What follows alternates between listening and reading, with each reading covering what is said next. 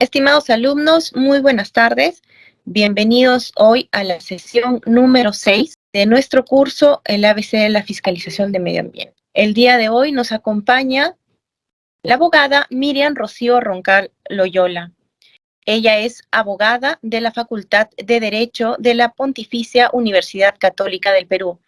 También es magíster en Derecho Administrativo Económico por la Universidad del Pacífico, titulada del programa de segunda especialidad de Derecho Público y Buen Gobierno Derecho Público de la Pontificia Universidad Católica del Perú. Se ha desempeñado como especialista legal en temas de derecho administrativo en el sector privado en Andina de Radiodifusión SAC y de Envalay Perú SAC. Asimismo, desde el año 2017, como abogada en la Dirección de Fiscalización y Aplicación de Incentivos del OEFA. En esta sección 6, ella nos va a hablar de lineamientos de la potestad sancionadora más recursos administrativos. Buenas tardes, Miriam. Muchas gracias por tu tiempo. Y desde ya te agradecemos por la sesión que vamos a tener en la clase de hoy. Gracias. A ver, voy a compartir la presentación por un momento. ¿Me confirman si ya lo pueden visualizar? Afirmativo, sí se puede ver. Ya, perfecto. Ya. Buenas tardes a todos. Gracias por la asistencia, ¿no? Y de hecho tomarse este espacio para poder conocer un poco de la facultad sancionadora que tiene el OEFA, ¿no? Que es el tema que me ha tocado exponer. Entonces, un poco para ver y comprender, no sé si todos los que estamos acá somos abogados, pero igual para dar un repaso, ¿no? Si en caso lo fuéramos. Bueno, lo primero señalar, ¿no? Que las afirmaciones que se van a realizar son en el marco de una exposición académica, ¿no? Y que obviamente las expresiones no comprometen a la institución. Para esta clase vamos a primero ver unos conceptos previos sobre la potestad sancionadora. Luego ya vamos a adentrar en específico al procedimiento administrativo sancionador de acá de OEFA, los recursos administrativos y finalmente, si nos alcanza el tiempo, vamos a ver algunos casos en relación a los recursos administrativos, ¿no? Entonces, considerando ello, bueno, lo primero que debemos saber si es que vamos a hablar de un procedimiento sancionador es qué es la facultad sancionadora, ¿no? Entonces, acá lo que nos dice es que es aquella en virtud de la cual se imponen medidas restrictivas de derechos ante el incumplimiento de aquellas reglas que prescriben los comportamientos esperados, ¿no? Y por tanto garantiza la vigencia de estas últimas. Entonces, podríamos decir que las características de esta facultad sancionadora es que son una manifestación del ius poniendi, ¿no? del Estado, requieren una habilitación legal, debe ser específica, ¿no? Y su sola atribución no significa una carga para el administrado, es decir, que exista, que se pueda tramitar un procedimiento sancionador, por ejemplo, ya no es una carga para el administrado, dado que este solamente será si es que se incumplen los mandatos, ¿no? Que ha dictado la autoridad en atención a las normas, a los instrumentos de gestión ambiental, ¿no? Como ya lo vamos a ver más adelante. Y finalmente, obviamente, esto genera una relación de sujeción, ¿no? Entre los administrados y la autoridad, ¿no? Que es el Estado. Entonces, en específico, ya, ¿qué es un procedimiento sancionador? Es el conjunto de actos destinados a investigar y a determinar la existencia de responsabilidad administrativa, ¿no? Esto es a la comisión de una infracción y, consecuentemente, a la imposición de una sanción y a la medida correctiva de corresponder, ¿no? Entonces, las normas que regulan el procedimiento sancionador son dos. Una, que es transversal a todas las instituciones del Estado, que es el texto único ordenado de la Ley de Procedimiento Administrativo General, ¿no? Y la específica para el OEFA, tenemos un reglamento de procedimiento administrativo sancionador del OEFA, ¿no? Entonces, ese es uno que fue aprobado en el 2017. Entonces, obviamente, estos procedimientos especiales no tienen que poner condiciones menos favorables que ya la establecen en la ley 2744 en el tubo, ¿no? Si debe de dar más derechos o más garantías, ¿no? De cómo se va a tramitar el procedimiento, en este caso en el OEFA. Entonces, tenemos que las normas que regulan el procedimiento y que son de observancia obligatoria. Creo que alguien está escribiendo, me parece. Ya, entonces las normas que son de observancia obligatoria, uno, son los principios de la potestad sancionadora, que está en el tubo de la ley. Después también la estructura, que establece también el tubo de la ley, que nos establece una diferencia entre la autoridad instructora y la autoridad decisora. Ya más adelante vamos a ver un poco cuál es la función de cada una de ellas y cuáles son los documentos que emiten en el marco de un procedimiento sancionador. Y finalmente las garantías, ¿no?, que están previstas en el procedimiento, en el debido proceso, ¿no? Por ejemplo, la atención oportuna de los escritos, etc.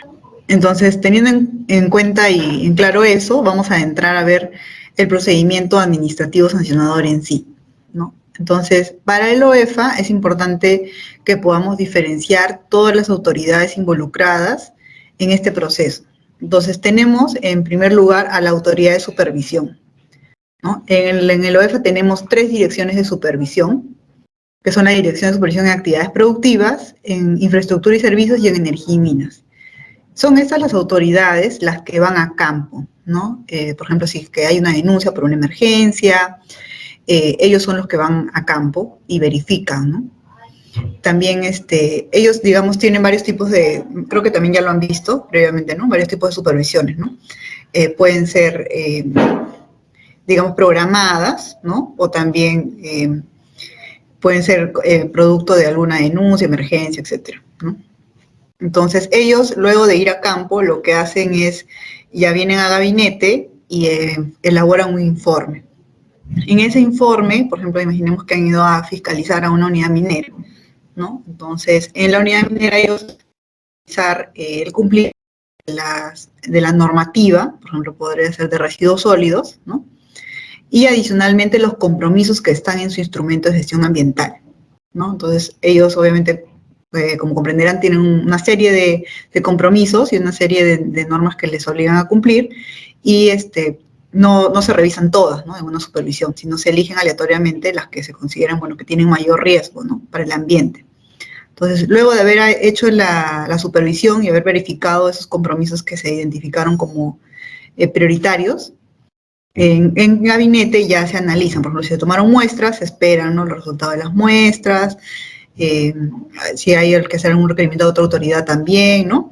Y en base a ello se elabora el informe de supervisión. En este informe de supervisión se van a colocar cada hecho detectado, ¿no?, durante la supervisión y se va a evaluar con los medios probatorios que mande el administrado, lo que se recabó en campo, los informes del laboratorio, etcétera, y se determina si el administrado ha cumplido, ¿no? Se dice, bueno, cumplió, entonces ya obviamente no corresponde, se archiva esa parte del informe, y si es que ellos detectan que hay algún incumplimiento, lo que van a hacer es recomendar un inicio de un procedimiento sancionador, ¿no?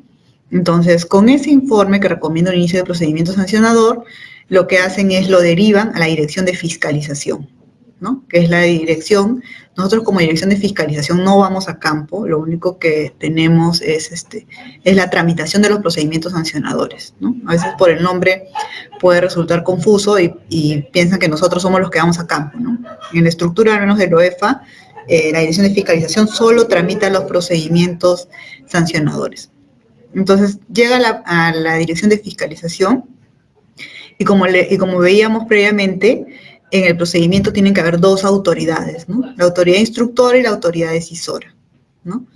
Entonces, en el caso de la Dirección de Fiscalización, incluye a las 2, ¿no? Digamos, tenemos a la autoridad instructora, que es la subdirección en actividades productivas, en infraestructura y servicios, y en energía y minas. Como ven, tienen una correlación con las direcciones de supervisión, ¿no? Y esas autoridades instructoras, ¿no?, bueno, son las que van a hacer las primeras investigaciones del procedimiento sancionador y finalmente concluye ya con la emisión de una resolución directoral, que es la autoridad decisora, que en este caso es el director de la dirección, ¿no? Entonces él emite la resolución directoral. Con la emisión de la resolución directoral ya se acaba la primera instancia. Ahora vamos a ver más a detalle qué documentos se emiten, cuáles son los plazos, ¿no?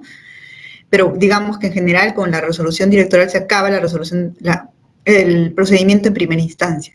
Entonces, luego de ello, ustedes saben que los administrados, y también lo vamos a ver más adelante, pueden presentar recursos administrativos, ¿no? Entonces, estos recursos administrativos, si es una reconsideración, lo va a ver el mismo director, pero si es un recurso de apelación, lo que se hace es se eleva, ¿no? Se eleva al Tribunal de Fiscalización Ambiental.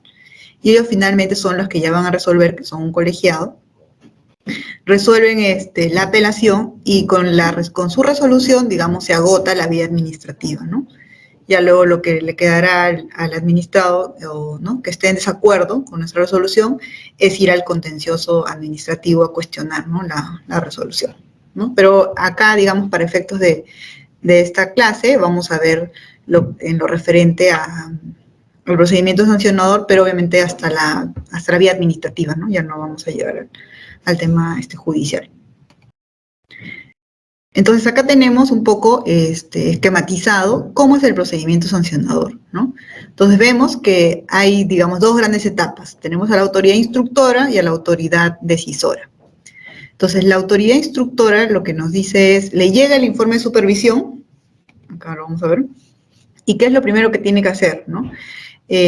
Acá en la dirección, ¿no?, en la subdirección, lo que hacen ellos, tienen un técnico y un legal, ¿no?, que revisa este informe y va a determinar si corresponde iniciar un procedimiento sancionador o no, o archivar el procedimiento sancionador, ¿no?, o no inicio.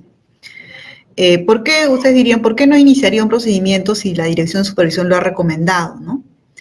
Recordemos que en la ley, ¿no?, en la 2744, establecen algunos supuestos eximentes de responsabilidad, ¿no? Dentro de ellos, digamos, el más común, el tema de la subsanación voluntaria antes del procedimiento sancionador, ¿no? Entonces, si es que se subsana la conducta infractora antes de que se inicie, ¿no?, antes de que, digamos, entre en evaluación de la subdirección, se puede archivar el procedimiento sancionador, ¿no? Eso está en la ley.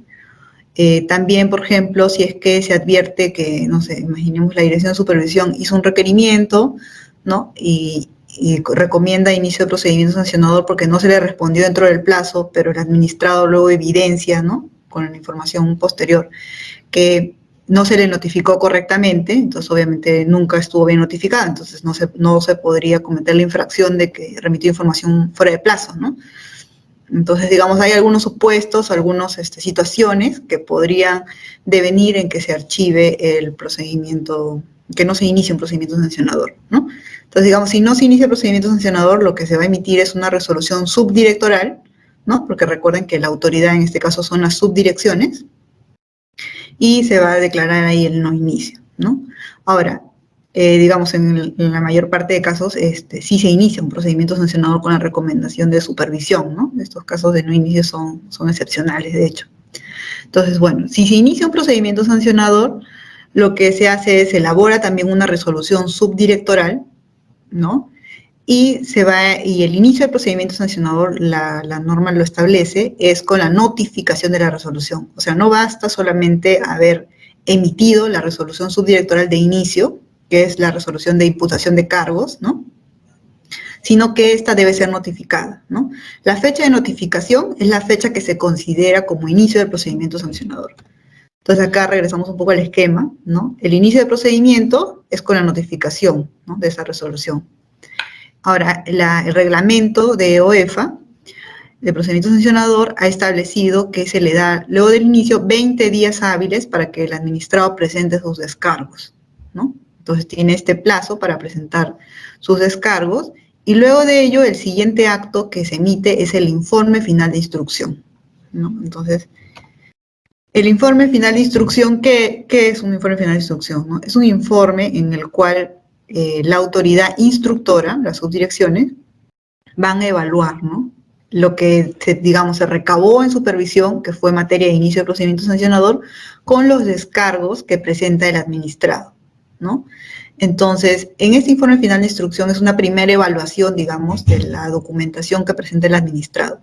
Y ahí, digamos, pueden devenir en dos cosas, ¿no? De recomendar declarar la responsabilidad administrativa o archivar el procedimiento sancionador, ¿no? Esa es una primera evaluación, digamos, que hace la autoridad instructora. En este caso, los subdirectores son los que realizan este informe final de instrucción de la evaluación que se hace de los descargos, ¿no?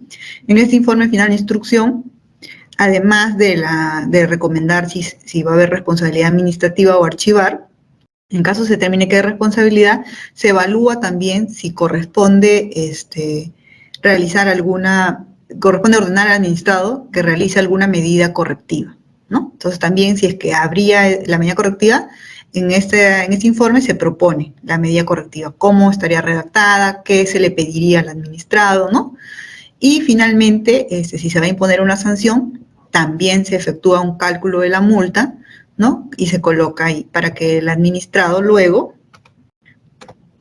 como vemos, con el informe final de instrucción, digamos, con la emisión del informe, acaba la responsabilidad de la autoridad instructora, ¿no? Entonces, digamos, en ese momento el informe se deriva a la autoridad decisora, es decir, en este caso, al director.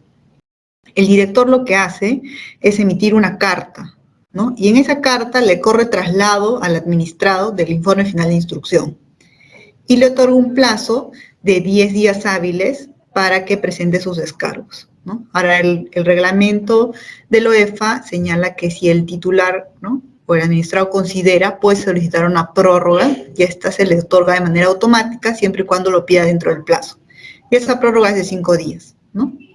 Entonces, a mí me llega, soy administrado, me llega la carta con el informe final de instrucción y voy a tener 10 días, y si considero solicitar una prórroga adicional, 5 más, o sea, total 15, para presentar mis descargos al informe final de instrucción, ¿no? Entonces, en este caso, los administrados, digamos, sí analizan, en la mayoría de casos, bastante bien el informe final de instrucción, porque uno ya tienen digamos, una primera evaluación de sus descargos, ¿no? A veces se les dice, mira, acá no has logrado acreditar A, B y C, ¿no? Entonces ellos remiten esa información adicional que ya la autoridad instructora, digamos, les dijo que les faltaba, ¿no? O que era necesario para una evaluación más integral del expediente.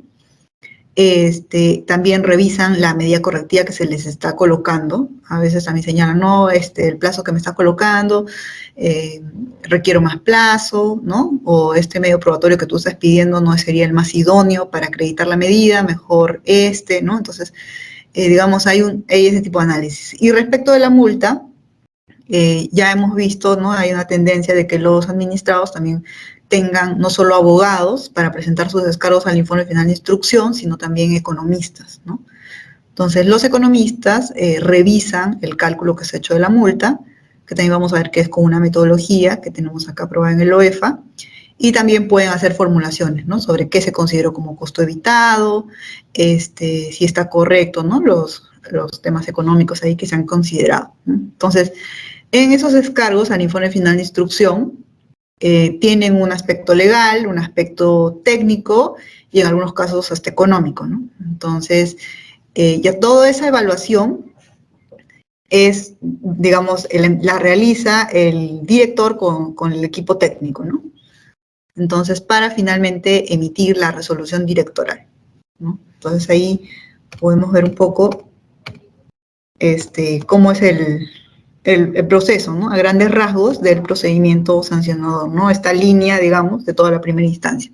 Y bueno, y finalmente esto acaba con que el administrado obviamente va a tener un plazo para interponer los recursos administrativos, ¿no? Entonces, ahora, una de las garantías también que tiene el administrado es el uso de la palabra, ¿no? El uso de la palabra se puede solicitar en 2 momentos en el procedimiento sancionador, con la autoridad instructora o con la autoridad decisora. Es decir, si yo soy administrado y quiero una reunión, ¿no?, una audiencia con la autoridad instructora, ¿en qué momento lo tendría que pedir, no? Lo tendría que pedir aquí, en los descargos a la resolución de imputación de cargos, ¿no? Entonces, ese es el momento en que yo tengo que pedir mi audiencia si es que quiero que sea con la autoridad instructora. Si quiero que sea con la autoridad decisora, lo tengo que pedir en mis descargos al informe final de instrucción, porque recuerden que esos descargos ya son analizados por la dirección, ¿no?, por el director, ¿no? Obviamente yo también puedo pedir si quiero en los 2 momentos, ¿no?, tanto en los descargos a la imputación de cargo como al informe final de instrucción. Ahora, si bien el derecho del administrado es de pedir, ¿no?, la audiencia de informe oral, la autoridad evalúa, ¿no?, evalúa si se le va a otorgar o no la audiencia, ¿no? En la dirección, por lo general, se otorga a todos los que solicitan la audiencia, ¿no? Obviamente también se evalúa, ¿no?, la complejidad que tiene el caso, los aspectos técnicos que se está alegando, ¿no? Entonces, eso sí es algo que se evalúa previo a otorgar la reunión. Pero por lo general, hay bastante apertura, ¿no?, de los subdirectores y el director de otorgar. Entonces, ahora, ustedes dirán, ¿cuál es el contenido que debe tener una resolución directoral, ¿no? Entonces, obviamente, si ustedes revisan las resoluciones que emitimos, van a ver que existe un apartado que es de antecedentes, ¿no?, donde obviamente van los fundamentos ahí de hecho, ¿no? Y luego ya hay un análisis, digamos, de eso, digamos, de la mano con el tema legal, ¿no?, y técnico también, ¿no? Ustedes comprenderán que los aspectos que se discuten aquí tienen una naturaleza técnica, ¿no? Hay algunas cosas legales, pero también hay bastantes cosas técnicas, ¿no? Entonces, digamos, ya tiene una evaluación ya propia de cada hecho, ¿no?, viendo los hechos de la realidad, el derecho y la parte técnica, ¿no? Entonces, luego de hacer toda esta evaluación, ya también se ve el tema de la sanción, ¿no? En el caso de las resoluciones directoriales, si ustedes las ven, van a encontrar que en la parte final, ¿no?, se indica que parte de esta resolución es un informe de la Subdirección de Sanción y Gestión de Incentivos, ¿no?, que es la subdirección conformada por economistas que son los que se encargan de hacer el análisis y el cálculo de la multa, ¿no? Entonces, digamos, si bien en la resolución directoral se coloca un resumen, ¿no?, de la multa, algunos aspectos, se adjunta también el informe de sanción, ¿no? Entonces, en este informe de sanción ya ustedes pueden entrar, digamos, ya al detalle económico, ¿no? También, si es que en la resolución directoral si se considera que hay algún efecto nocivo que revertir, ¿no?, se impone una medida correctiva, ¿no? En algunos casos puede ser muy similar a la que se propuso en el informe final de instrucción, y en otros, ¿no?, dependiendo ya de lo que se presenten los descargos al informe final de instrucción, puede variar, ¿no? Entonces ya ahí va a depender. Y finalmente hay una evaluación de la reincidencia, ¿no? Recordemos que la reincidencia con el tubo, ¿no?, de la LEPAG establece que, bueno, que se debe cometer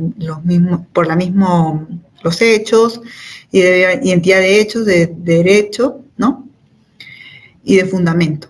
Entonces, y eso debe ocurrir todo, digamos, la reincidencia, la segunda conducta debe ocurrir en un año, ¿no?, de que quedó firme la anterior conducta, ¿no? Entonces, ahí se hace la evaluación si es que corresponde, ¿no? Si se identifica que hay algún otro hecho que pueda calzar con la reincidencia, se evalúa, ¿no? Entonces, esos son digamos, los documentos, el contenido que debe tener la resolución directoral. Ahora, hablando un poco de las sanciones, como les adelantaba, en el OEFA tenemos una metodología de cálculo de multa que se aprobó en una resolución de Consejo Directivo del 2013, ¿no? Ha sido modificada ya el 2017 y tiene, creo, otra modificación el 2022, inicios de año, ¿no? Entonces, en esta metodología, ¿qué es lo que busca, no? Obviamente es reducir la discrecionalidad, ¿no?, porque ya tenemos, digamos, algunos parámetros, algunos factores que ya están regulados ahí. Después, que haya criterios objetivos para el cálculo de la multa, ¿no? Permite también un mejor ejercicio del derecho de defensa, ¿no? Tan es así que les comento que cuando en el informe final de instrucción se adjunta el informe de cálculo de multa, ya para los descargos del informe final de instrucción se presentan, ¿no? Digamos, hay una evaluación económica, ¿no? Y lo hacen en atención a la evaluación del informe que se ha hecho, ¿no? Entonces, obviamente, eso da mayor garantía y de derecho de defensa a los administrados. Y también, obviamente, busca la promoción de la remediación ambiental, ¿no? Si ustedes revisan a detalle la metodología, van a ver que se considera, si es que los administrados, imaginemos que la conducta infractora fue no instalar una planta de tratamiento, ¿no? Si durante el procedimiento el administrador acredita que compró la planta de tratamiento, que la instaló, ¿no?, y que ahora ya está funcionando, si bien eso no lo enerva de que haya cometido la infracción, ¿no?, porque en su momento en que se supervisó no tenía la planta, esos costos en los que ha incurrido el administrado, ¿no?, para adecuar su conducta, son considerados, ¿no? Entonces, para que, digamos, hay un tema de reversión, ¿no?, de los efectos también. Y finalmente, ¿no?, un aspecto importante que tiene, ¿no?, de hecho las multas del OEFA no buscan quebrar a las empresas, ¿no? Por eso se ha establecido que las multas no pueden ser mayor al 10% del ingreso bruto anual percibido por el administrado en el año anterior al cometido de la infracción, ¿no? Eso también lo encuentran en el reglamento de procedimiento administrativo sancionador del OEFA, ¿no? Entonces, digamos, es una forma de controlar, ¿no?, que las multas no sean demasiado altas, ¿no?, y que tampoco impidan el desarrollo de la actividad económica, ¿no? Pero obviamente sí tienen que ser un desincentivo también en caso de que se detecten, pues, conductas no deseadas, ¿no? Entonces ahí, digamos, tenemos un poco de la regulación de la metodología de cálculo de multa, ¿no? Y ahí tienen la resolución y pueden, si ustedes están interesados, ¿no?, revisarla también. Ahora, dentro del procedimiento sancionador, como les comentaba, hay varios formas en que se podría archivar, ¿no?, un procedimiento. Entonces hay algunas que están reguladas en la ley, la 27444, ¿no?, en el TUO, y que nos dicen, ¿no?, cuando la subsanación ocurre antes del inicio del procedimiento sancionador, recordemos que entre que supervisión elabora su informe de supervisión con la recomendación de un inicio de un procedimiento sancionador y lo deriva a la dirección y la dirección lo inicia, hay un tiempo, ¿no?, que transcurre. Entonces, si el administrador en ese tiempo que transcurre envía información que subsana la conducta, y lo que nos dice la ley es sin un requerimiento, ¿no? No es que la dirección de supervisión la haya requerido, por ejemplo, no sé, te encontré en la supervisión que hiciste, no tenías una planta, y en la misma supervisión te dije, oye, te falta una planta, ¿no?, te lo requiero, preséntame los medios probatorios que den cuenta que ya la compraste, ¿no? Eso ya es un requerimiento, ¿no? Digamos, esto es una supervisión que va y no se le dice nada, simplemente se le apunta y luego el administrado, de motu propio, identifica que tiene alguna actividad que hacer y sin requerimiento de la autoridad subsana voluntariamente, ¿no? Entonces, lo que te dice la ley es que en ese caso se tiene que archivar el procedimiento sancionador, ¿no? Se archiva. Entonces, adicionalmente, en el OEFA, si ustedes revisan el reglamento de supervisión, se ha establecido otro supuesto en que se puede archivar, ¿no?, el procedimiento. Entonces, es un poco, van a ver que tiene algunas variantes, ¿no?, con lo que establece ya la ley 24444. Lo primero es que dice, cuando la adecuación ocurre antes del inicio del procedimiento sancionador. Hasta ahí tenemos que es similar al anterior, ¿no? Ocurre antes. Ahora, pero en este caso sí es con un requerimiento de la autoridad, ¿no? Entonces, como es con un requerimiento de la autoridad, digamos, ya estamos ante una subsanación que no es voluntaria, ¿no? Entonces, lo que nos dice el reglamento de supervisión es, si el incumplimiento es leve, ¿no?, ese hecho, esa imputación subsanada se archiva. Si el incumplimiento es trascendente, ¿no?, se va a considerar, y ya obviamente se ha subsanado, ¿no?, se va a considerar como un factor para la graduación de la sanción de menos 40%, ¿no? En la metodología, si ustedes revisan, hay unas tablas que nos dan una serie de factores, ¿no?, agravantes y atenuantes. Entonces, en este caso, subsanar, será como un factor atenuante, ¿no? Entonces, ustedes dirán, pero ¿cómo sé si un incumplimiento es leve o trascendente? Entonces, ahí es importante recurrir, también ustedes lo pueden encontrar en la web. Ustedes lo buscan como metodología de estimación del riesgo ambiental, ¿no? Entonces ahí les piden completar una serie de factores, ¿no? No sé si es que hay un componente afectado, el área, ¿no? Entonces completan todos esos, digamos, aspectos que le pide completar la metodología y luego al final le dan clic y les va a salir si el cumplimiento es leve o trascendente, ¿no? Por lo general, los incumplimientos leves son los incumplimientos formales, ¿no? No presentó esta información, lo presentó fuera de plazo, ¿no? Esos por lo general son los leves, ¿no? Cuando ya obviamente hay una afectación, esos son trascendentes. Entonces, esta subsanación, si ustedes la quieren revisar, ¿no?, que ya no es voluntaria, es con un requerimiento, la pueden encontrar a mayor detalle en el reglamento de supervisión del OEFA, ¿no? Entonces ahí pueden revisarla a mayor detalle. Ahora, también es importante saber que no todas las conductas pueden ser subsanables, ¿no?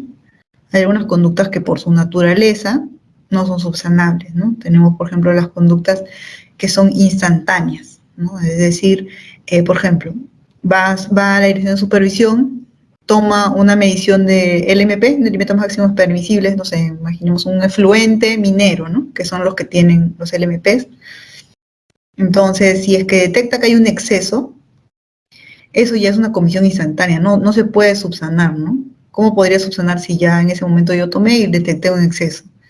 ¿No? Eso ya es una comisión instantánea. Igual, ¿no? Si yo tenía que realizar mis monitoreos el primer trimestre del 2023 y no lo hice, las condiciones que se van a recoger en el primer trimestre del 2023 no son las mismas que voy a recoger si lo tomo la muestra hoy, ¿no? Entonces, obviamente, por la naturaleza instantánea, no son posibles de subsanar esas conductas. Es decir, si se cometen, ya no puede calzar en ninguno de los dos supuestos que hemos conversado previamente, ¿no? Entonces, eso también ya ha sido señalado por el tribunal, ¿no? Entonces, ahí les he dejado las resoluciones para que los puedan revisar si quieren entrar a mayor detalle, ¿no? También otros dos fracciones que nos ha dicho que no son subsanables son las medidas de prevención. Por ejemplo, imaginemos que pasó un derrame, ¿no? Y el derrame fue porque el ducto no se le hizo mantenimiento, ¿no? Y se corroyó y obviamente ya ocasionó el derrame. Entonces, ¿qué es lo que te dice el tribunal, ¿no? El tribunal te dice, bueno, si ya ocurrió el derrame, significa que no adoptaste las medidas de prevención, ¿no? Porque si las hubieras adoptado, no hubiera ocurrido esta emergencia, ¿no? O este derrame. Entonces, esas medidas también cuando se imputan no son posibles de subsanar, ¿no? Entonces ahí tenemos otro punto para la subsanación. Y finalmente también los reportes de emergencia, ¿no? ¿Qué pasa si es que, por ejemplo, yo no reporto una emergencia ambiental, ¿no? Entonces, digamos, la finalidad de un reporte de emergencia está alineado a la eficacia de la fiscalización del OEFA, ¿no? Si ustedes me reportan que el derrame es que tuvo una afectación de 2 metros cuadrados, pero en realidad el derrame fue de 1000 metros, ¿no? Hay una diferencia abismal, ¿no? Entonces, obviamente, 2 metros no es una señal de alerta para el OEFA para, digamos, desplegar en ese momento inmediatamente personas que vayan a campo, ¿no? Pero 1000 metros, 2000 metros en un río, en el mar, ¿no? Eso ya obviamente sí es una señal de alarma y eso puede desplegar que en ese instante se designen recursos, ¿no? Para adoptar las acciones. Entonces, o si no reporto la emergencia, ya peor aún, ¿no? Todavía. Entonces, ya también el tribunal ha dicho que los reportes de emergencia, no reportarlos oportunamente, ¿no? Dentro de los plazos o de manera incompleta, ¿no? Afectan la eficacia, ¿no? Entonces, no es que yo después diga, no, ya, ahora sí, después de 5 días, un mes, te digo que no fueron 2 metros, sino 1000, ¿no? Entonces, no, pues ya no, porque los reportes tienen una finalidad, ¿no? Entonces, si no se hace en su momento de manera oportuna, que lo hagas luego, ya no me es eficaz, ¿no? Ya afectaste la fiscalización. Entonces, también ya el tribunal ha señalado que los reportes de emergencia no son subsanables, ¿no? Entonces, ahí tenemos unos 4 tipos de infracciones que vemos que no son subsanables. Igual, estos son, hay que analizar caso por caso, ¿no? Y hay que ver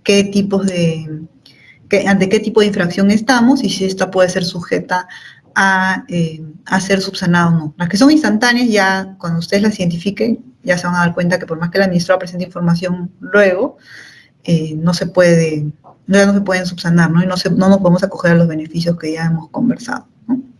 Usualmente es cuando son permanentes, ¿no? Imaginemos que se detecta el administrado no efectuó el cierre de la bocamina, ¿no? Entonces, cuando va a supervisión, no efectuó el cierre de la bocamina.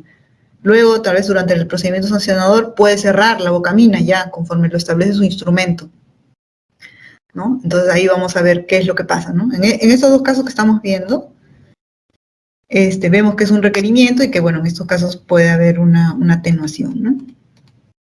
Entonces, ahora, también tenemos otro tipo de beneficios, que es el de la corrección.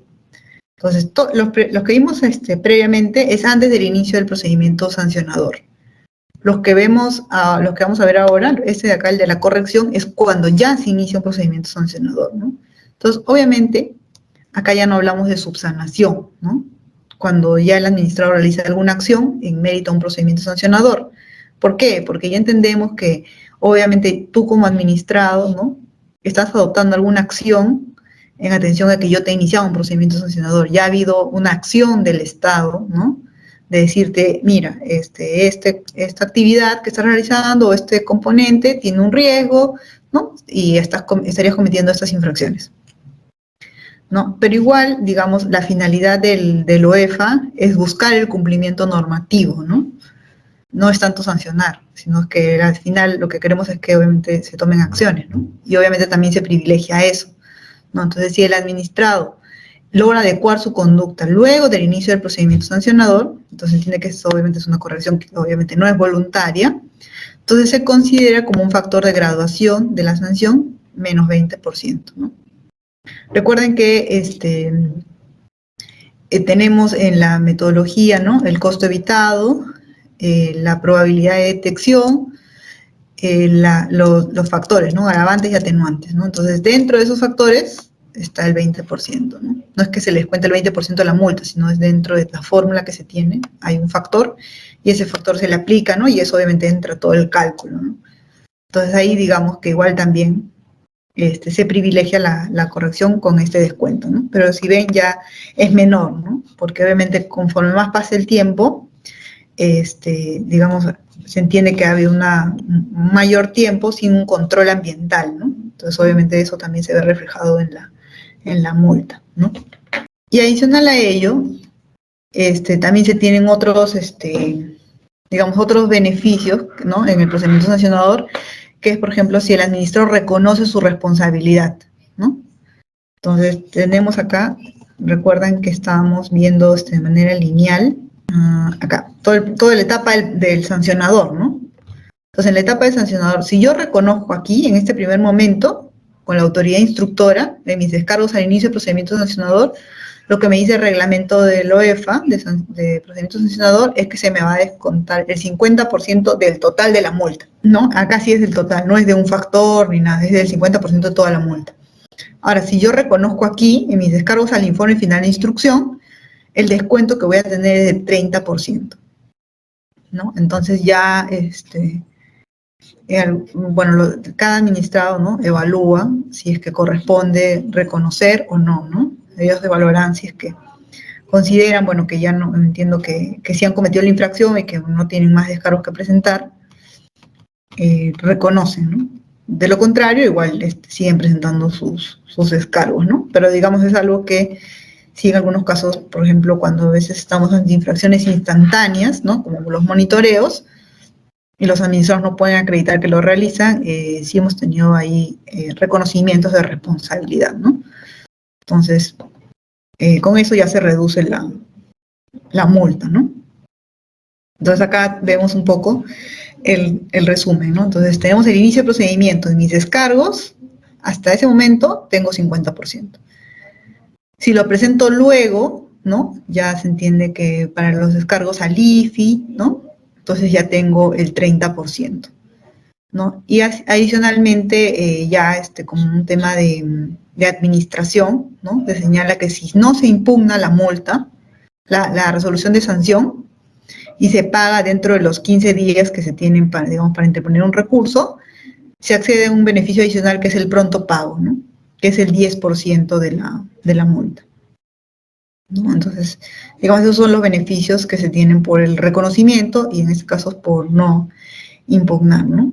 Obviamente sabemos que si es que un administrado decide no impugnar, ya pierde también la posibilidad de ir al contencioso administrativo, ¿no? Porque un requisito para ir al contencioso es que se haya agotado la vía administrativa. Y en este caso, al no haber presentado un recurso, no se agotó, ¿no? Entonces, si es que ellos presentaran una demanda contencioso luego, no sería procedente, ¿no? No sería admitida. Entonces, eso es un poco del procedimiento sancionador. No sé si tienen ahí alguna duda antes de pasar a los recursos, que ya es otro tema. Entiendo que todo quedó claro.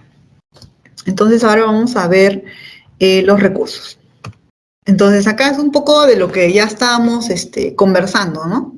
Tenemos el informe de supervisión, que lo hace las direcciones de supervisión, que son las autoridades que van a campo, ¿no? Y que son las que, digamos, tienen un acercamiento pues más directo con el administrado, ¿no? Son los que están en sus unidades fiscalizables, los que tienen reuniones, ¿no? Recordemos que las supervisiones, seguro se lo han comentado, puede ser en campo o en gabinete, ¿no?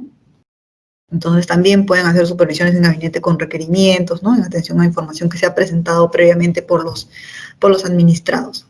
Entonces ya ellos cuando ya hacen toda la evaluación de los hechos detectados y todo, nos envían a nosotros, ¿no? Entonces ahí vemos la primera etapa, que es de la autoridad instructora, ¿no? El inicio, la imputación de cargos, que recordemos el inicio no es con la emisión de la resolución, sino con la notificación, ¿no? Los descargos, tenemos el informe final de instrucción, ¿no? Y luego presenta sus descargos y finalmente ya tenemos ya acá la resolución directoral de primera instancia, ¿no? Entonces, esta resolución directoral de primera instancia es sobre la cual se puede presentar recursos administrativos. Ahora, lo que nos dice la ley es, ¿qué pasa si el plazo ustedes saben que es de 15 días, ¿no? Entonces, si tengo 15 días y no presento ningún recurso administrativo, ¿no? ¿Ante qué estoy? Estoy ante un acto firme, ¿no? Eso así lo dice la ley. Entonces, estoy ante un acto firme cuando no se ha presentado ningún recurso administrativo. Ahora, el administrado tiene la posibilidad de presentar un recurso de reconsideración o de apelación. Si presenta el recurso de reconsideración, ¿no? Ya vamos a ver ahorita los requisitos. Luego de ello, si no está conforme con la resolución que se emite, puede apelar, ¿no? La reconsideración la resuelve la primera instancia y la apelación el tribunal. Entonces, yo puedo irme de frente por la apelación, puedo presentar mi recurso de reconsideración y luego presentar mi recurso de apelación y obviamente ya se emitirá la resolución final de segunda instancia, que es la del Tribunal de Fiscalización Ambiental, ¿no? Pero ahí vamos a ver que hay que tener en cuenta que no es que siempre pueda presentar un recurso de reconsideración, ¿no? Ahorita vamos a ver los requisitos del recurso. Entonces ahí los administrados analizan, ¿no? Entiendo con su equipo técnico, legal, ¿no? ¿Qué recurso es el que les conviene, ¿no? O tienen los medios probatorios para presentarlo, ¿no? Entonces, un poco para definir los recursos administrativos, podemos decir, ¿no? Que son aquellas actuaciones a través de los cuales un sujeto legítimo, en este caso el administrado, le solicita a una entidad pública que revise una resolución administrativa, ¿no? En este caso la resolución directoral que emite la Dirección de Fiscalización, ¿no? De acuerdo a las condiciones exigidas por el marco legal vigente, ¿no? Entonces podemos decir que los recursos son aquellas actuaciones a través de las cuales, eso es justo lo mismo. Entonces, ¿cuál es el primer requisito que debo saber, ¿no? ¿Cuándo interpongo un recurso? ¿Cuánto plazo tengo? ¿No? Entonces, de acuerdo al reglamento de la OEFA, son 15 días hábiles, ¿no? Entonces, tengo la resolución directoral y puedo interponer mi recurso de reconsideración o apelación y siempre ese recurso se interpone ante la misma autoridad que lo emite, es decir, ante la Dirección de Fiscalización, ¿no? Entonces, tengo estas dos posibilidades de poner esos dos recursos y tengo 15 días hábiles, ¿no? Muy importante ver cuándo me notificaron y de ahí contar desde el día siguiente 15 días hábiles, ¿no? Para saber cuándo vence mi plazo, ¿no? Entonces, acá tenemos acá la resolución subdirectoral, la imputación de cargo, el informe final de instrucción, luego tenemos la resolución directoral, y contra esa voy a interponer un recurso y tengo 15 días hábiles posteriores a su notificación, desde el día siguiente. Si lo presento al día 16, lo que va a salir es una resolución que dice improcedente tu recurso por haberlo presentado de manera extemporánea y no se evalúa ningún argumento, documento que hayas presentado ahí, ¿no? Entonces, ahí la importancia de presentarlo dentro del plazo legal. Entonces, tenemos, ¿no? Acá uno. Para el acto firme, ¿cuándo puedo considerar un acto firme, no? Un acto firme, digamos, se considera desde el día 16, ¿no? Si ya han pasado los 15 días hábiles y no se interpone ningún recurso, entonces desde el día 16 ya es un acto firme, ¿no? Entonces, porque el administrador no presentó ningún recurso. Entonces, acá tenemos sobre el recurso de reconsideración, ¿qué es lo que nos dice? ¿Dónde lo presento, no? Entonces, por ejemplo, si es que quiero interponer, tengo una resolución de OEFA y quiero interponer un recurso de reconsideración, ¿qué es lo primero que tengo que poner en mi recurso? Recurso de reconsideración, ¿no? Lo presento ante la Dirección de Fiscalización, ¿no? Recuerden que se presenta ante la autoridad que lo emitió, ¿no? Y lo que me dice en este caso es que el recurso de reconsideración tiene que presentarse una nueva prueba, ¿no? Entonces, ¿y por qué? Porque obviamente el recurso de reconsideración lo va a resolver la misma autoridad, en este caso el director, ¿no? Entonces, obviamente si él ya evaluó todos los argumentos, para que vuelva a emitir un nuevo pronunciamiento sobre el caso, es necesario que tenga una nueva prueba, algo nuevo que él tenga que valorar, ¿no? Que pueda hacerlo cambiar de opinión de la resolución que emitió inicialmente, ¿no? Entonces, ahí yo tengo que evaluar, mira, en este proceso, no sé, justo después de la resolución directoral, encontré otro documento, o me llegaron los documentos que había solicitado, ¿no? Entonces, ya, tengo una nueva prueba. Entonces, tal vez es oportuno que esto lo conozca el director, ¿no? de la DFAI, de la Dirección de Fiscalización, porque podría modificar algún aspecto, no sé, la multa, la medida correctiva, de la misma responsabilidad, ¿no? Entonces, ahí tienen que tener en cuenta eso, ¿no? Entonces, para el recurso de reconsideración, tengo que tener 3 cosas en cuenta. Uno, que tengo que hacerlo dentro del plazo de los 15 días, lo tengo que presentar ante la misma dirección de fiscalización y finalmente tengo que adjuntar nuevas pruebas, ¿no? Entonces esos son los 3 requisitos. Entonces, bueno, los 2 primeros son, digamos, están en la esfera de dominio, pues, ¿no? Del administrado, y la nueva prueba, eso es lo que tengo que evaluar. Existe una nueva prueba, ¿no? Obviamente las pruebas tienen que ser oportunas para el caso, ¿no? O sea, por ejemplo, hemos tenido casos en los cuales los administrados nos presentan una lectura, ¿no? Una lectura no es una nueva prueba, ¿no? Puede ser tal vez algo académico, etcétera, ¿no? Pero no es una nueva prueba que es relevante para el caso, ¿no? En el caso se está discutiendo, no sé, el administrado adoptó medidas de prevención, ¿no? Para que no haya corrosión en el ducto. Una lectura no es una nueva prueba que me pueda hacer cambiar, pero tal vez, no sé, algún medio probatorio que me dé cuenta de, oye, en verdad el ducto no hubo el derrame por la corrosión, sino porque hubo un acto vandálico, ¿no? Entonces, eso sí es obviamente relevante, ¿no? Porque se está ahí discutiendo ahí el fondo. O tal vez tu análisis técnico de, no sé, de ese laboratorio no es correcto, ¿no? No es, el laboratorio no está certificado, el que tomó la muestra en supervisión. Las muestras que tú me estás diciendo no tienen una validez. Y acá te muestro una prueba que sí, pues, ¿no? Que se le quitó la certificación al laboratorio, no sé, ¿no? Entonces, tiene que ser la nueva prueba relevante, ¿no? No puede ser cualquier cosa. Entonces, eso es importante. Entonces, tenemos que en el recurso de reconsideración voy a tener, digamos, 2, cómo se va a ir resolviendo, ¿no? Entonces, un recurso, la primera evaluación que se hace cuando llega acá un recurso es ver, ¿es procedente o no es procedente? ¿No? En este caso de reconsideración, verifico esos 3 requisitos. Si no cumple, por ejemplo, el administrado no me manda la nueva prueba, lo primero que hago es saco mi resolución de improcedencia. O lo presentó fuera de los 15 días, improcedencia. No entro ni siquiera a analizar el fondo, ¿no? Simplemente digo, no cumplió los requisitos para la procedencia. Ahora, si el administrado sí cumple, ¿no? Los 3 requisitos, ya, entonces el recurso es procedente. Entonces, el siguiente paso que hace, en la dirección no sacamos una resolución de procedencia, digamos, pero una vez que se detecta que sí ha cumplido, entonces el siguiente análisis que hace el profesional es ver lo que está mandando el titular, ¿no? Puede dar cuenta que es fundado su recurso. En el recurso de reconsideración uno puede tener varias o una pretensión, ¿no? Por ejemplo, imaginemos que lo que yo quiero en mi recurso es, estoy de acuerdo, pues no, ya no puedo cuestionar la responsabilidad administrativa, pero considero que a la fecha ya no hay ningún efecto nocivo que revertir. Entonces, lo que hago es mando los medios probatorios, cuando me dicen, en la medida correctiva que me habían puesto en la resolución de primera instancia, me decían, descontamina el área, ¿no? Y mándame monitoreos.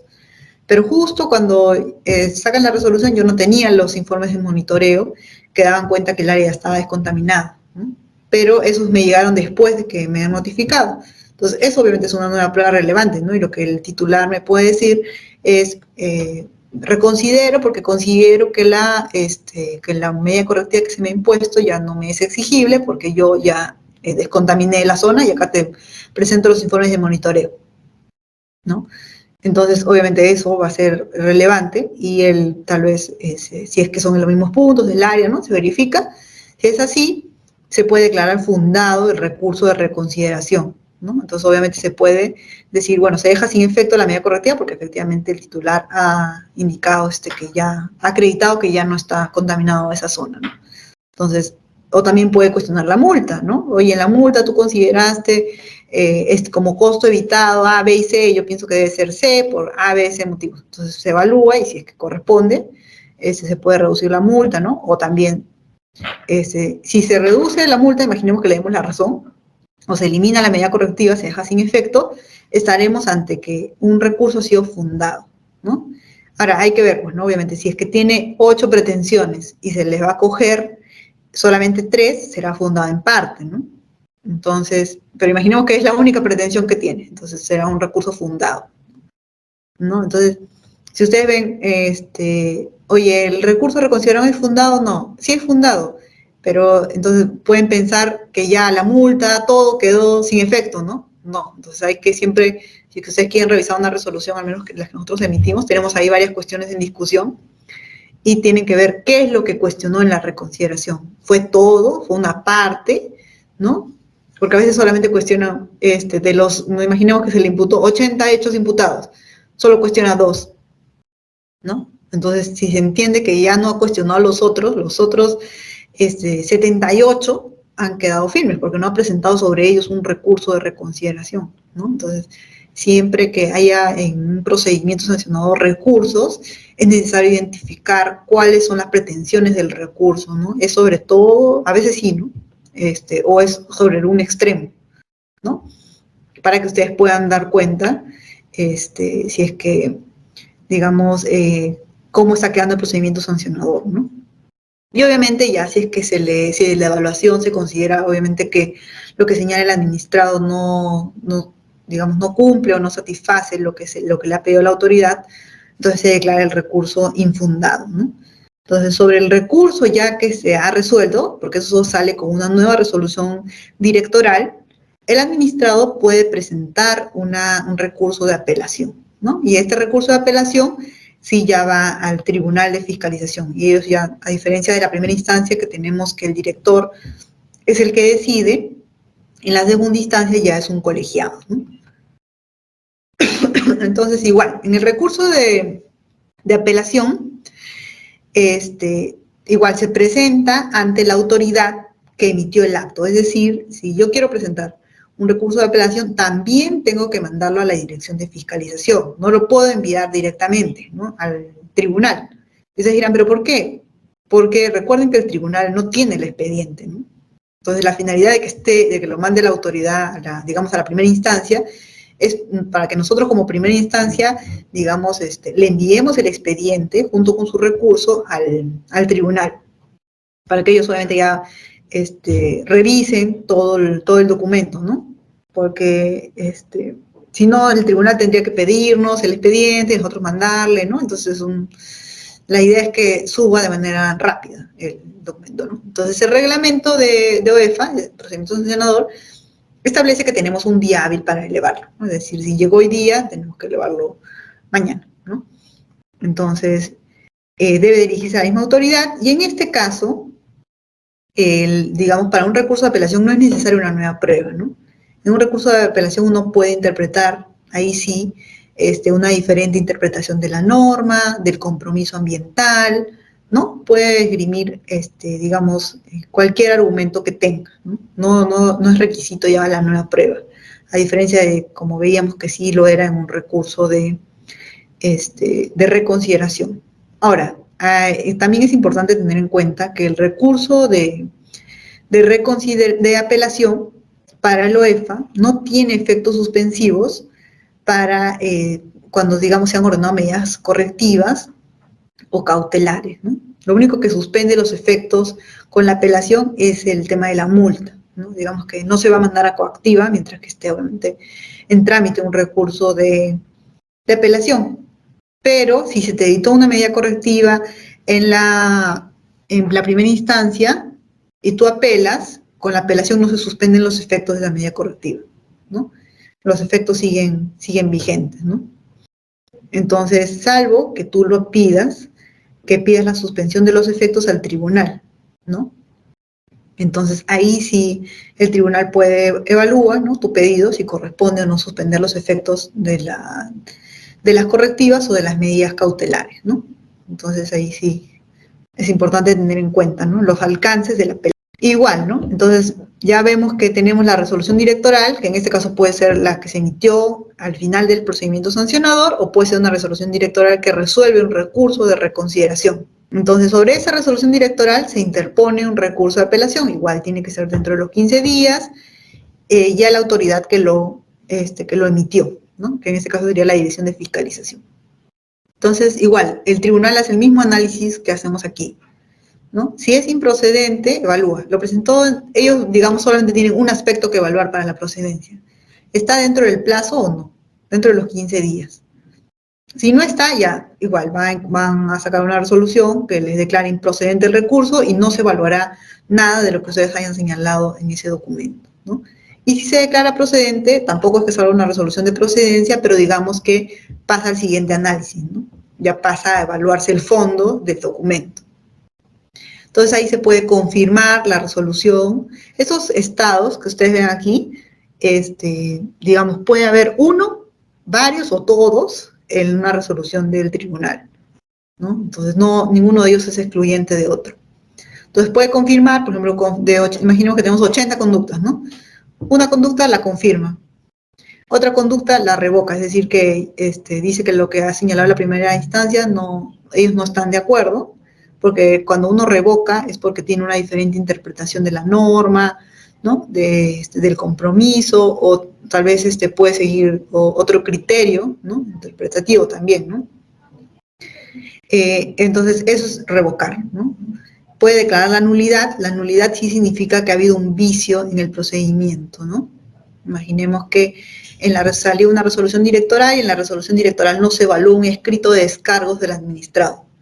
Eso es un vicio, ¿no? Porque obviamente afecta al debido procedimiento, porque no se está atendiendo lo que ha presentado, ¿no? No se está evaluando. También puede modificar, es decir, imaginemos que tenemos una medida correctiva, el tribunal puede modificar la medida, ¿no?, si así lo considera. Puede archivar también un extremo del procedimiento y usualmente cuando se declara la nulidad, se retrotrae el procedimiento hasta el momento en que se produjo el vicio, ¿no? Entonces tiene que identificar en qué momento se produjo el vicio. ¿Quién no evaluó el documento de descargos? ¿La autoridad instructora o la autoridad decisora?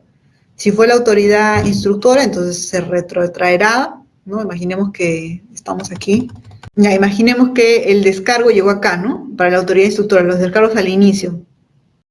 Entonces, y ya salió la resolución directoral y ese documento nunca se evaluó. Entonces, se va a retrotraer hasta el momento en que se produjo el vicio, es decir, hasta los descargos. Entonces, cuando se retrotrae, se va a tener que evaluar, se va a tener que emitir nuevamente un informe final de instrucción, ¿no? Entonces, ahí es importante identificar dónde se produjo el vicio. O si fue, tal vez en los descargos al informe final de instrucción, se va a tener que retrotraer para que se vuelva a emitir una nueva resolución directoral, ¿no? Entonces, ya finalmente con este pronunciamiento, como comentamos previamente, ya se agota la vía administrativa, ¿no? Entonces ahí ya, digamos, acabó la vía administrativa y ya lo que sigue ya es el proceso judicial, ¿no? Entonces, no sé si hasta acá hay alguna pregunta, sino para ver algunos ejemplos. Entiendo que no hay. Igual, sin perjuicio de lo que hemos estado conversando ahora, complementariamente, ¿no? Espero no confundirlos, pero les voy a comentar algo adicional del procedimiento sancionador, ¿no? Tenemos aquí, hemos visto todo el procedimiento, ¿no?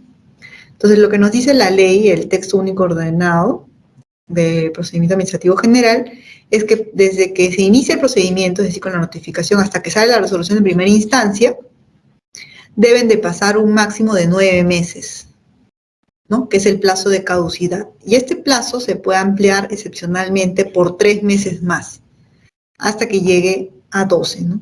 Entonces, digamos, tenemos que un procedimiento sancionador desde que se inicia hasta que concluye, no puede pasar más de 12 meses, ¿no? Si pasa más de 12 meses, lo que ocurre es que se tiene que emitir una resolución concluyendo el procedimiento, ¿no? Pero entenderán que sin un pronunciamiento de fondo, ¿no?, simplemente porque ha ocurrido la caducidad del procedimiento, y lo que se va a hacer es iniciar un nuevo procedimiento. Y en ese nuevo procedimiento se van a tener en cuenta todos estos documentos que se presentaron, ¿no? Todos estos descargos que se presentaron acá a lo largo del procedimiento que no llegó a concluir con una resolución. Entonces, se tienen que volver a considerar en el nuevo procedimiento que se va a iniciar, ¿no? Entonces, ese es un primer aspecto que es importante tener en cuenta, la caducidad, ¿no? La caducidad es la conclusión del procedimiento sin un pronunciamiento de fondo, ¿no? Entonces se puede volver a iniciar. La norma te indica que puedes volver a iniciar, pero te pone un límite, digamos. No es que, se caduca y me puedo reiniciar 80 veces, ¿no? No. Y recordemos que también hay un plazo de prescripción, ¿no?, de las infracciones administrativas. Y el plazo es de 4 años, ¿no? Imaginemos que estemos ante una infracción instantánea que se comete hoy 24 de noviembre. Entonces tenemos que sumar 4 años, ¿no? Entonces sería hasta el 2027. Entonces mi procedimiento sancionador no puede concluir más allá del 24 de noviembre del 2027, ¿no? Entonces tengo que ver, ¿no? Si yo inicio el procedimiento sancionador muy cerca al plazo de prescripción, lo que va a ocasionar es que si caduca, tal vez ya no tenga tiempo de iniciar un nuevo procedimiento porque mi facultad sancionadora ya ha prescrito, ¿no? Entonces ya no podría volver a iniciar. Entonces sí es importante, ¿no?, ver, uno, tengo un plazo de hasta 12 meses, ¿no? 9, lo general, 3 más la excepción, para tramitar un procedimiento sancionador, y adicional a ello, tengo que ver que obviamente el procedimiento sancionador se tramite dentro de los 4 años que me da, que tengo como facultad sancionadora, ¿no? Esto en estos casos, por ejemplo, cuando es infracción instantánea, ahí sí se cuentan desde que se cometió, ¿no? Primero es el monitoreo del primer trimestre. Entonces, y tenía que hacerlo hasta el 31 de marzo, ya. Entonces, desde el 31 cuento 4 años. Ahora, pero las infracciones permanentes, recuerden que la prescripción se cuenta desde que cesa la conducta, ¿no? Es decir, si yo no había cerrado una bocamina, ¿no?, me detectaron eso imaginemos hoy, pero la cierro recién en el 2027, entonces desde el 2027 empieza a correr mi plazo de prescripción, ¿no? Porque si no, es como que si la siguiera cometiendo, ¿no? Entonces, eso hay que tener bastante en cuenta para la tramitación de los procedimientos sancionadores, ¿no? El plazo de prescripción y el de caducidad, ¿no? Entonces, si prescribe una conducta, ya nosotros no podemos ejercer la facultad sancionadora, ¿no? Ya, digamos, hemos perdido eso, ¿no? Entonces, obviamente eso acarrea responsabilidad funcional, ¿no?, la prescripción. Y la caducidad se tiene que ver, ¿no?, por qué caducó, ¿no? Si fue por una responsabilidad funcional o fue por algún hecho externo, ¿no? A veces también ha pasado que para la resolución de algunos casos se requiere, por ejemplo, cuando hay conflicto de competencias entre dos autoridades ambientales, ¿no? Por ejemplo, que fue lo que pasó en Repsol, que Repsol fue al tribunal del MINAM, el Ministerio del Ambiente, que resuelve los conflictos de competencia entre instituciones, ¿no? Ellos alegaron que había conflicto, me parece que con CERFOR y con CERNAM, creo. Entonces, ahí tenían que dilucidar hasta qué parte iba a ser de OEFA y hasta qué parte iba a ser de CERFOR, CERNAM, ¿no? Entonces, y se tenía que esperar obviamente su pronunciamiento para resolver el procedimiento sancionador, ¿no? Entonces hay algunos casos sí muy excepcionales, ¿no?, que se tiene que esperar. Entonces sí, obviamente, si imaginemos que ese caso sí se concluyó con un pronunciamiento de fondo, pero imaginemos que el tribunal del Ministerio del Ambiente se hubiera demorado mucho, ¿no?, y ya hubieran pasado los plazos para la caducidad, entonces hubiera tenido que caducar ese procedimiento, ¿no?, y volver a iniciar uno nuevo, ¿no? Entonces, sí es importante eso, ¿no?, tenerlo en cuenta. Y el plazo de caducidad, ese sí siempre se cuenta desde el inicio del procedimiento, que es la notificación de la resolución subdirectoral, y son 9 meses calendario, ¿no? Entonces, y si es que tiene una ampliación, ya obviamente 12. Entonces, ya con eso claro, y para los últimos minutos que nos quedan, vamos a ver unos pequeños casos, ¿no? Acá tenemos, miren, en las instalaciones de la empresa Divino Maestro, dedicada a la fabricación de harina de pescado, se produjo un incendio en sus instalaciones el 5 de noviembre del 2020, ¿no? Debemos recordar que ante una emergencia ambiental, los administrados deben presentar su reporte preliminar y final de emergencia, ¿no?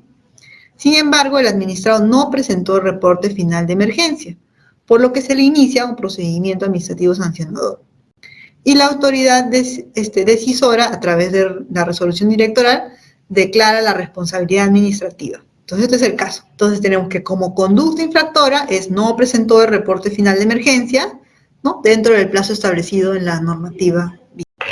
Entonces, el administrado se le notificó la resolución directoral el 29 de septiembre del 2020, interpuso su recurso de reconsideración el 16 de octubre del 2020, ¿no? El escrito lo presenta ante la Dirección de Fiscalización y presenta en calidad de nueva prueba un certificado del Cuerpo de Bomberos que el incendio fue controlado ese mismo día del evento y sin consecuencias de pérdidas materiales y humanas, ¿no? Eso es lo que nos dice como nueva prueba. Entonces, acá tenemos que evaluar, ¿no? Uno, ¿no? ¿El recurso fue presentado dentro de los 15 días? Sí, fue presentado dentro de los 15 días. ¿Fue presentado ante el órgano que le impugnó? Sí, también. Ahora, el certificado de los bomberos es una nueva prueba. Recuerden que el certificado lo que dice es que el evento se controló, bueno, se apagó el fuego ese mismo día y no hubo, y sin consecuencias de pérdidas materiales y humanas. Pero, ¿cuál es la infracción? Que no presentó el reporte de emergencia dentro del plazo establecido, ¿no? Entonces, ¿esta nueva prueba es oportuna? No, ¿no? Porque no tiene ninguna vinculación con la conducta infractora, ¿no? Entonces, no es presentar como nueva prueba cualquier documento, ¿no? Tiene que ser un documento pertinente para el procedimiento sancionador, ¿no? Entonces, el hecho de que no haya habido consecuencias materiales, ¿no?, y humanas, no impacta en que el administrado, ¿por qué no lo presentó su reporte en el momento, cuando venció, ¿no? Y el reporte final se presenta luego de 10 días, creo, 15 días de ocurrido el evento, ¿no? Entonces, ahí vemos la relevancia. Por ejemplo, este caso, si es que llegara, sería improcedente, ¿no? Porque no ha cumplido con el requisito de presentar la nueva prueba en el recurso de reconsideración, ¿no? Entonces, tenemos otro caso, ¿no? Servicios Perú S.A. es una estación de servicios de combustible con sede en Tumbes. En julio del 2020, la ODE, que es la Oficina Desconcentrada de la OEFA, realizó una supervisión a la estación de servicios, verificando que el administrado desarrolla su actividad sin contar con un instrumento de gestión ambiental, ¿no? La autoridad instructora inicia un procedimiento sancionador y la autoridad instructora, a través de la resolución directoral, declara que es responsable, ¿no? Entonces, en este caso, igual, el administrado presenta su recurso, ¿no? Lo presenta ante la Dirección de Fiscalización. ¿Y qué presenta el administrado escrito, ¿no?